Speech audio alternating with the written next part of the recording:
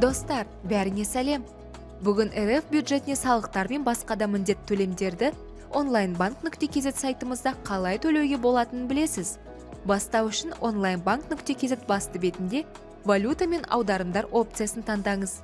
Ары қарай руб және КГС валюталар мен аударымдар опциясын таңдаңыз. Келесі қадамда аударым жасауға өтінішті толтыруыңыз қажет. Төлем тапсырмасының нөмірі де сомасы да қолмен толтырылады.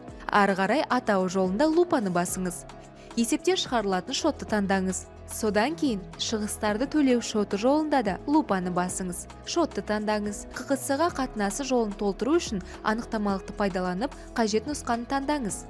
Егер валюталық аударымды валюталық шарт бойынша РФ бюджетіне жіберіп жатсаңыз, келісім шарт жолын толтыру қажет.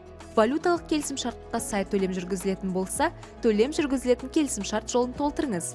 Инвойс, хаттама немесе қаулы бойынша төлем жүргізілетін болса, инвойс жолын толтыру қажет. Ары қарай бенефициар бөлімінде алушының деректемелерін толтырыңыз. Алушы атауы жолында бенефициардың атауын көрсетіңіз. Шот нөмірі жолында Ресей банкінде ашылған 0-ден басталатын және 20 саннан тұратын корреспонденттік шотты көрсетіңіз. Маңызды, шот аралық қалдырылмай және қисық сызығын көрсетпей бірге жазылады. Сондай-ақ РФ бүкіл аумағында пайдаланылатын салық төлеушінің СТСН салық төлеушінің сәйкестендіру нөмірін толтыру қажет. СТСН-ға қосымша ИКСК есепке қою себебінің кодын толтыру қажет. СТСН-де ИКСК да міндетті толтырылуы қажет. Ақша алушының коды БЕК толтыру үшін онлайн-банктегі сілтемені пайдаланыңыз.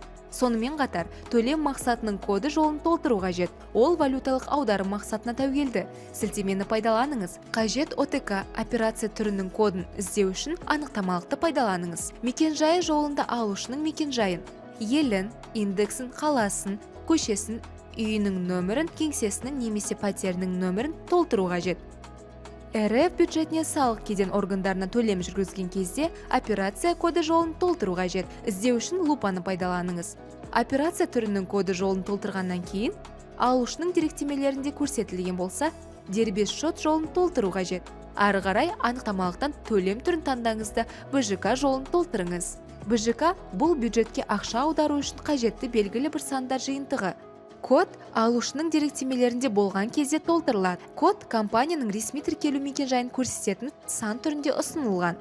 АКБЖ алушының деректемелерінде болған жағдайда толтырылады. Төлем негіздемесі анықтамалықтан алынып, алушының деректемелерінде болған жағдайда толтырылады. Салық кезеңі қолмен толтырылады. Деректемелерде болған жағдайда айы мен жылын көрсету қажет. Төлем құруға негіз болған құжат күні жолын күнтізбеден көрсету қажет. Құжатты құруға негіз болған құжат нөмірі жолы қолмен және төлем құжатының деректемелерінде болған жағдайда толтырылады.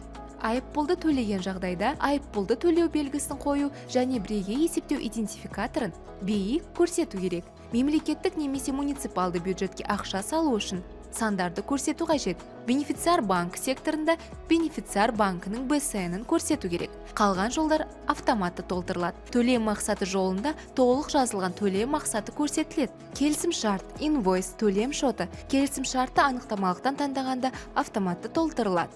Яғни ақпаратты қайталау қажет емес. Толтырғаннан кейін сіз құжатты жүктеп, қол қоюға жібере аласыз.